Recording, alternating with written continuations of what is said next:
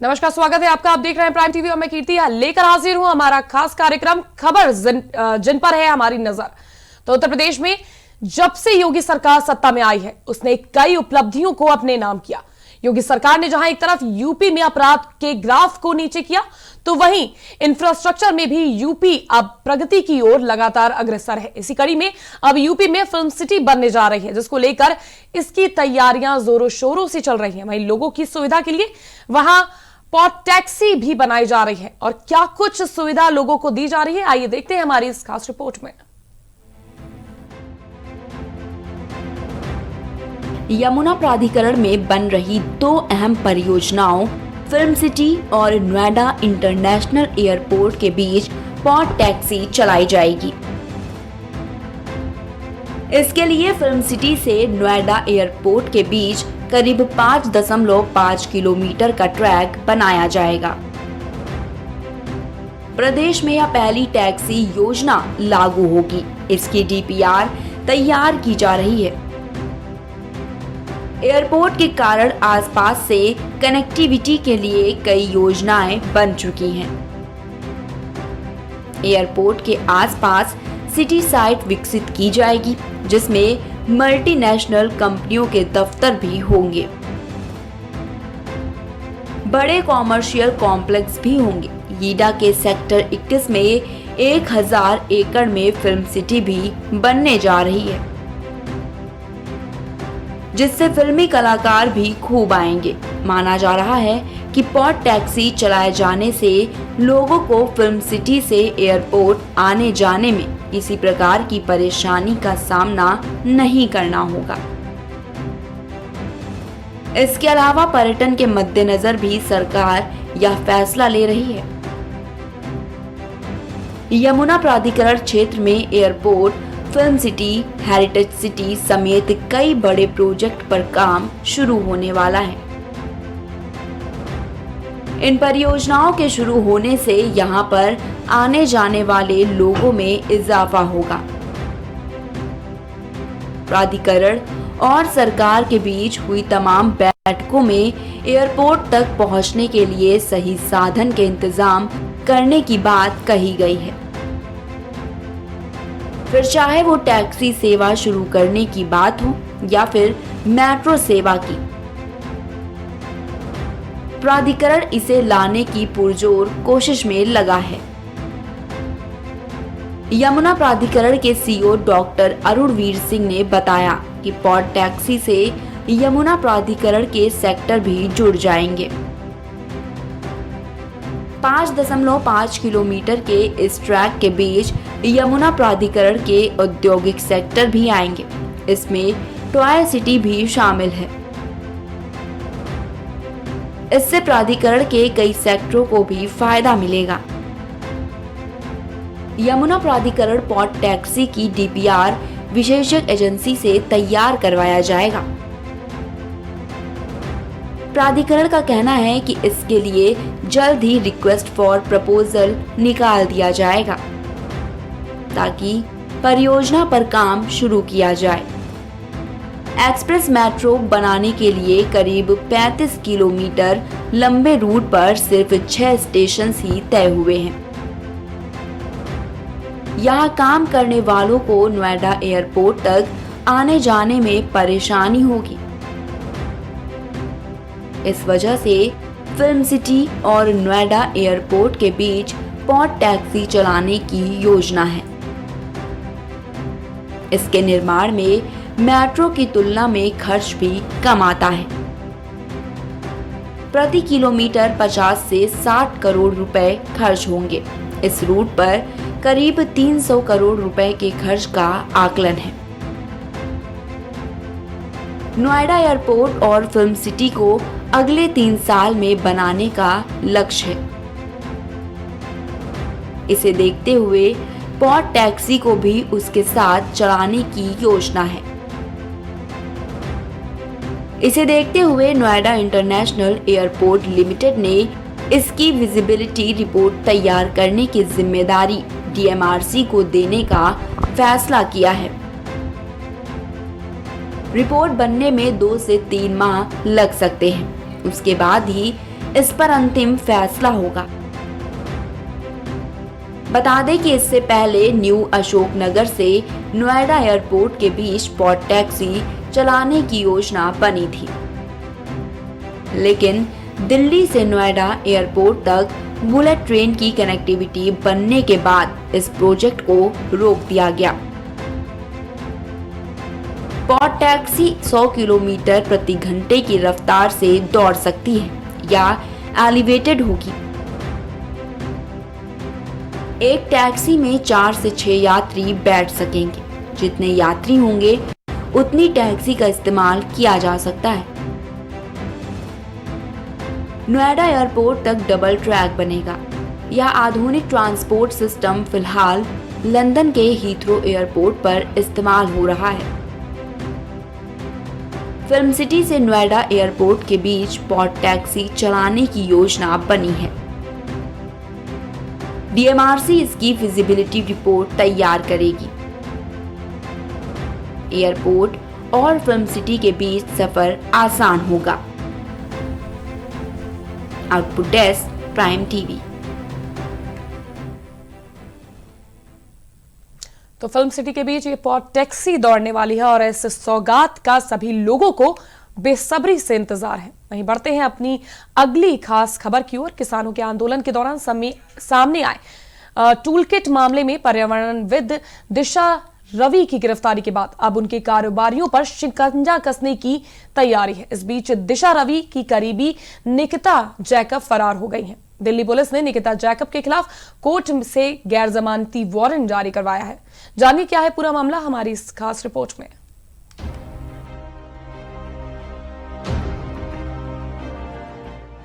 किसानों के प्रदर्शन को लेकर टूलकिट मामले में दिशा रवि की गिरफ्तारी के बाद अब दिल्ली पुलिस निकिता जैकब और शांतनु की तलाश कर रही है। निकिता और शांतनु के खिलाफ गैर जमानती वारंट जारी किया गया है। वहीं दूसरी ओर Nikita Jacob Bombay high court पहुंच गई हैं। उन्होंने कोर्ट में अंतरिम जमानत की मांग की है। जैकब ने अपनी याचिका में जल्द से जल्द सुनवाई की मांग की है। कोर्ट इस मामले में गुरुवार को सुनवाई करेगा।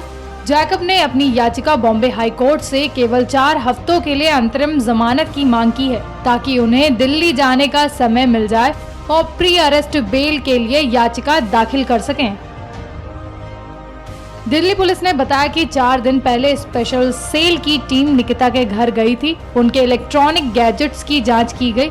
उस वक्त शाम हो गई थी, इसलिए निकिता से पूछताछ नहीं की गई। टीम ने कहा कि वो कल फिर आएंगी, लेकिन जब अगले दिन स्पेशल सेल की टीम निकिता के यहाँ पहुंची, वो गायब मिली। निकिता पेशे से वकील हैं। दिल्ली पुलिस के मुताबिक निकिता जैकब पहले भी पर्यावरण से जुड़े मुद्दे उठाती रही हैं। खालिस्तान संगठन से जुड़े पोएट फॉर जस्टिस के एमओ धालीवाल ने अपने कनाडा में रह रहे सहयोगी पुनीत के जरिए निकिता जैकब से संपर्क किया था। मकसद ये था कि पब्लिक डे के पहले ट्विटर स्पैम करना। दिल्ली पुलिस इस बात की भी जांच कर रही है कि क्या गणतंत्र दिवस की हिंसा के दौरान किसानों की मौत के फेक न्यूज विवाद में दिशा, निकिता और अन्य भी लोग शामिल थे। एक फर्जी खबर ट्विटर पर वायरल हुई कि रैली के दौरान एक युवक किसान की मौत हो गई क्योंकि दिल्ली पुलिस ने उसे गोली मार दी थी। हालांकि पोस्टमार्टम रिपोर्ट के बाद यह स्पष्ट हुआ कि ट्रैक्टर पलटने के कारण उसे चोट लगी है और उसकी मौत हो गई। निकिता जैकब के बारे में बात करें तो निकिता पेशे से वकील हैं, जो कि दीवानी विवादों के लिए कोर्ट में लड़ती हैं। उनके ट्विटर हैंडल को फिलहाल लॉक कर दिया गया है, जिसके बायो में एडवोकेट बॉम्बे हाई कोर्ट लिखा है। निकिता जैकब सामाजिक न्याय और पर्यावरण संरक्षण के मामलों को उठाने वाली कार्यकर्ता हैं। वह अपनी वेबसाइट पर अपने बारे में लिखती हैं कि वह सही गलत के लिए खड़ा होना पसंद करती हैं, लेकिन अनजाने में गलती हो जाती है। उन्होंने यह भी लिखा कि वह आसानी से प्रभावित हो सकती हैं।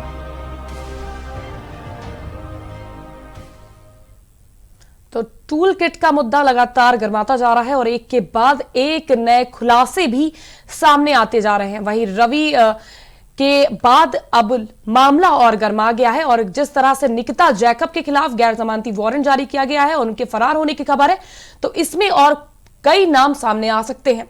बढ़ते अपनी अगली खास रिपोर्ट की ओर। किसान आंदोलन पिछले कुछ दिनों में इंटरनेशनल लेवल पर काफी ज्यादा हाईलाइट हुआ था। पॉप सिंगर रिहाना और एक्टिविस्ट ग्रेटा थनबर्ग ने जो किसान आंदोलन को लेकर ट्वीट किया था, उसने पूरी दुनिया में हलचल मचा दी थी। इसके अलावा टूल किट मामले ने भी काफी ज्यादा जोर पकड़ा था। अब टूल किट मामले में दिल्ली की स्पेशल सेल ने बड़ा एक्शन लिया है। देखिए इस पर हमारी ये खास रिपोर्ट।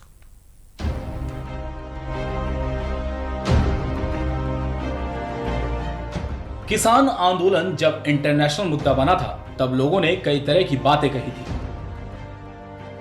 सोशल मीडिया पर भी लोग हमेशा की तरह ज्ञान बांटते हुए दिखाई दिए। इस टूल किट मामले को लेकर भारत में कई दिग्गज नेताओं ने प्रतिक्रिया देते हुए ट्वीट भी किए। अब ग्रेटा थनबर्ग टूल किट मामले में दिल्ली पुलिस की स्पेशल सेल ने बेंगलुरु से 21 साल की क्लाइमेट एक्टिविस्ट दिशा रवि को गिरफ्तार किया है।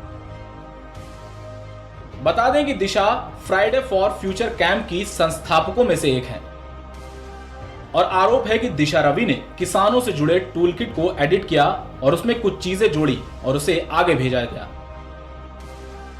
खास बात यह कि कुछ साल पहले ग्रेटा थनबर्ग ने फ्राइडे फॉर फ्यूचर कैंप को शुरू किया था, जिसके जरिए वो हर फ्राइडे पर्यावरण को बचाने के लिए सड़कों पर उतर आती थी। अपने इस हड़ताल के जरिए वो लोगों को पर्यावरण बचाने के लिए जागरूक किया करती थी।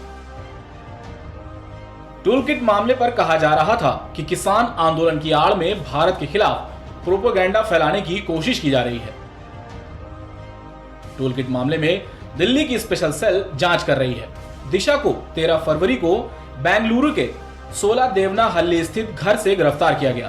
दिशा को कोर्ट ने 5 दिन की कस्टडी में भेजा है। टूल किट मामले में दिशा की पहली गिरफ्तारी है। इससे पूछताछ के बाद अब आगे और भी गिरफ्तारियां हो सकती हैं। दिशा रवि की गिरफ्तारी के बाद से एक नया हंगामा शुरू हो गया है। दिल्ली पुलिस के द्वारा एक्टिविस्ट दिशा को गिरफ्तार किए जाने के बाद तमाम विपक्षी दलों ने सरकार की आलोचना की है। एक्टिविस्ट के समर्थन में कई दलों के नेताओं ने ट्वीट किया है। मामले में कांग्रेस नेता प्रियंका गांधी और दिल्ली के सीएम अरविंद केजरीवाल ने भी ट्वीट किया है और दिशा की गिरफ्तारी को गलत बताते हुए रिहाई की मांग की है। प्रियंका ने अपने ट्वीट में कहा कि डरते हैं बंदूकों वाले, एक निहत्थी लड़की से फैले हैं हिम्मत के उजाले। वहीं दिल्ली के सीएम अरविंद केजरीवाल ने कहा कि दिशा को गिरफ्तार किया जाना लोकतंत्र पर हमला है, किसानों का समर्थन करना गुनाह नहीं है। इसके अलावा कांग्रेस नेता पी चिदम्बरम ने दिशा की गिरफ्तारी की निंदा करते हुए कई ट्वीट किए हैं। चिदम्बरम ने कहा है कि अगर माउंट कार्मेल कॉलेज की छात्रा और जलवायु कार्यकर्ता दिशा रवि राष्ट्र के लिए खतरा बन गई है, तो भारत को बहुत ही अस्थिर नींव पर खड़ा होना चाहिए। चिदम्बरम के ट्वीट से साफ है कि वो दिशा को दोषी नहीं मानते हैं। पी चिदम्बरम के सभी ट्वीट में उन्होंने मोदी सरकार की कड़ी निंदा की है और जल्द से जल्द दिशा की रिहाई होने की मांग भी की है।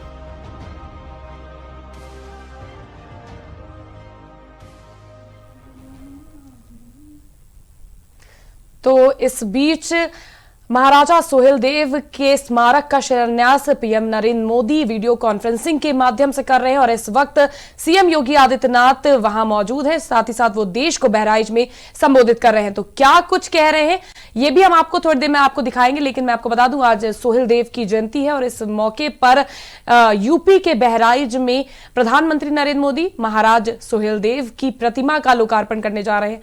साथ ही साथ पूरी यूपी में भी कई तरह से भव्य कार्यक्रम आयोजन हो रहे हैं आज सोहेलदेव के मौके पर और कुछ ही देर में हम आपको लाइव ले चलेंगे बहराइच में और दिखाएंगे कि किस तरह से प्रधानमंत्री नरेंद्र मोदी वर्चुअली इस कार्यक्रम में जुड़ेंगे। लेकिन उससे पहले आइए एक नजर डालते हैं हमारी इस खास रिपोर्ट पे। बंगाल विधानसभा चुनाव में इस बार कुछ माया देखने को मिल सकती है। एक तरफ ममता बनर्जी को नुकसान पहुंचाने के लिए असदुद्दीन ओवैसी कूद पड़े हैं, तो वहीं आप बीजेपी को नुकसान पहुंचाने के लिए हिंदू समहिति नाम के एक संगठन ने एक नई पार्टी का ऐलान किया है। इस संगठन ने अपनी पार्टी का नाम जन समिति रखा है। अब सवाल यह उठता है कि क्यों छोटे दल बड़ी पार्टियों को नुकसान पहुंचाएंगे।